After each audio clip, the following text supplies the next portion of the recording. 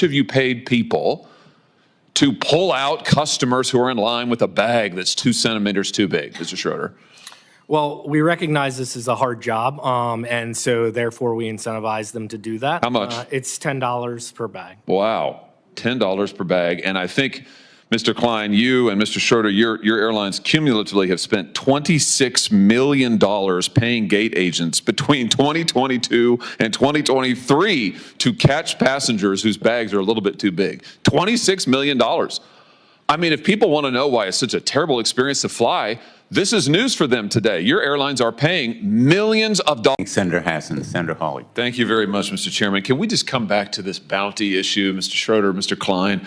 Because I have to say I didn't understand your answers. I thought you said to the chairman earlier that you did say in your opening statement that there was a lot of misinformation about this out there, Mr. Schroeder, and I thought you said, Mr. Klein, that you don't charge bounties. So can we just clear this up once and for all? We're all here, we're all under oath. So, Mr. Schroeder, let's start with you. Do you charge a bounty? Do you pay employees bounties on carry-on bags to identify them?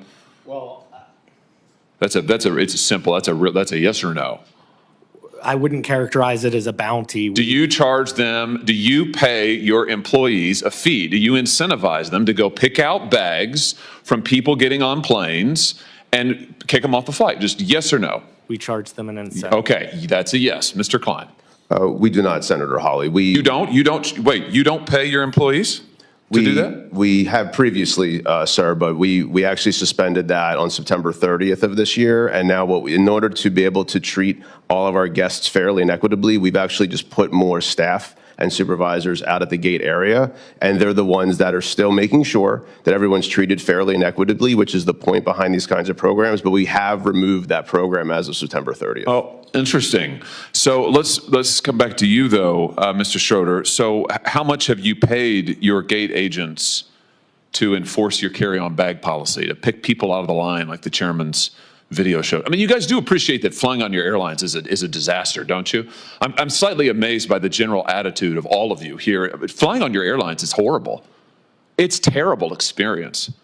I mean, I say this as a father of 3 young children, but I can't tell you, nobody enjoys flying on your airlines. It's a disaster.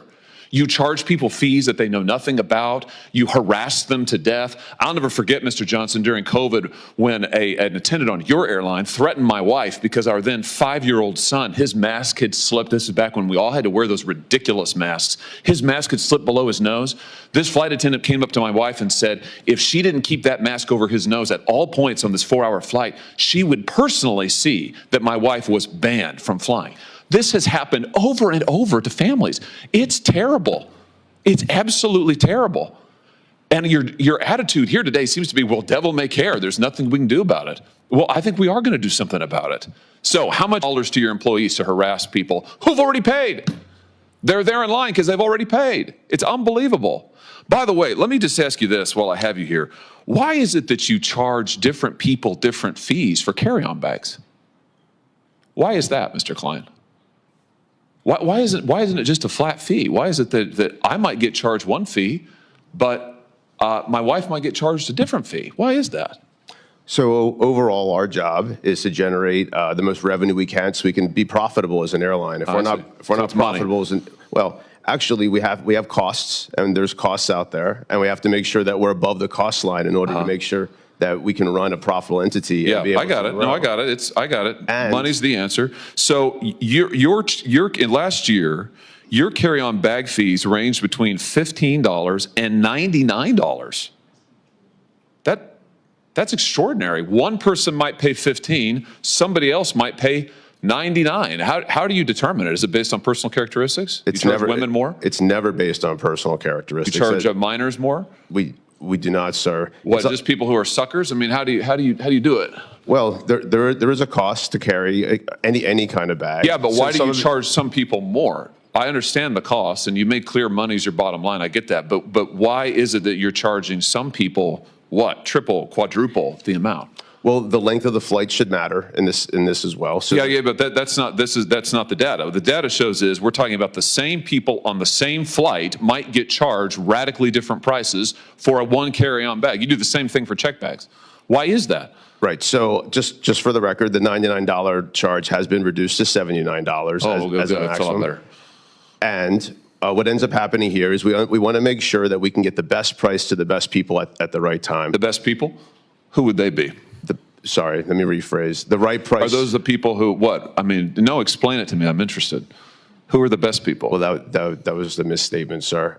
What we're trying to do is get the right price at the right time. And what that also means is making sure that if someone's on a flight that's now filling up, and we have a lot of, as we talked about, unbundled pricing. And they get screwed? So like if you have the misfortune of having to book your flight at the end because maybe something's been canceled, then you're going to get screwed? Is that what you're telling me? You're not one of the best people. Are you referencing just fares I'm just responding to your testimony. I'm listening to you, and you just said as a flight's filling up, you're going to get charged more. Not always. Sometimes you'll get charged less. Exactly. Right. Sometimes. Right. But you'll never know, right? That's the beauty of it. It's like Russian roulette. Flying on the airline is. I would disagree. It was a moment that hung in the air like static, charged, sharp, impossible to ignore.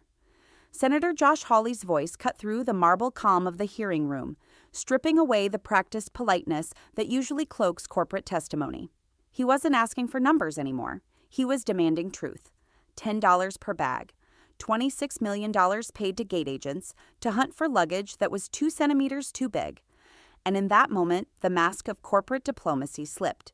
The public saw what had long simmered beneath the surface of modern air travel, an industry that monetized misery and called it efficiency. In the fluorescent light of the Senate hearing room, the absurdity of it all was laid bare. Executives parsing words, calling bounties incentives, calling exploitation policy. They spoke of fairness, of profitability, of the right price at the right time. But the senator's words echoed over them like a verdict. Flying on your airlines is a disaster. Nobody enjoys it. It's terrible. Behind those words was a deeper indictment, not just of an industry, but of an entire system that rewards opacity and punishes trust. The airline executives smiled, shifted in their seats, and explained how it was all about revenue optimization. The algorithms, the dynamic pricing, the fluctuating fees. But Hawley's questions pierced through the data speak. Why are passengers on the same flight paying wildly different fees? Why do you need their age, gender, and location just to quote a price for a seat? Why does the American public, paying customers, feel like suspects every time they step into an airport? What unfolded in those 9 minutes wasn't just a hearing. It was an X-ray of corporate America's soul. Hawley's outrage wasn't performative. It was personal. He spoke as a father, recalling a flight attendant who threatened to ban his wife from flying because a 5-year-old's mask had slipped below his nose. It was a small story, one of millions, but it symbolized something larger. How compassion had been stripped from the American sky, replaced by policy manuals, profit margins, and automated cruelty. As the executives stumbled through explanations, the contrast was stark. They spoke of efficiency, optimization, and profitability. He spoke of fairness, dignity, and the simple human expectation that when you buy a ticket, you shouldn't be humiliated at the gate. And in that collision between moral clarity and corporate justification, something profound emerged. It was a mirror held up to the American economy itself. A world where loyalty programs replace loyalty, where customer service is an algorithm, and where executives call predatory pricing innovation. Hawley's tone carried more than frustration. It carried fatigue. The fatigue of millions who feel trapped in systems they didn't design, playing by rules that shift like sand beneath them. Because at its core, this wasn't about luggage. It was about the erosion of trust. About a nation where every transaction feels like a trap, every choice a gamble. Flying on your airline is like Russian roulette, he said, and he wasn't wrong. In a marketplace where algorithms set the price of comfort, the only constant is uncertainty. And yet, there was something else. A moral charge, a rare stillness after the noise. When Hawley said, "You charge people fees they know nothing about. You harass them to death." It wasn't just a soundbite. It was a summary of modern life for countless Americans. The nickel and diming, the hidden fees, the feeling that every company is watching, measuring, extracting. The executives tried to smile.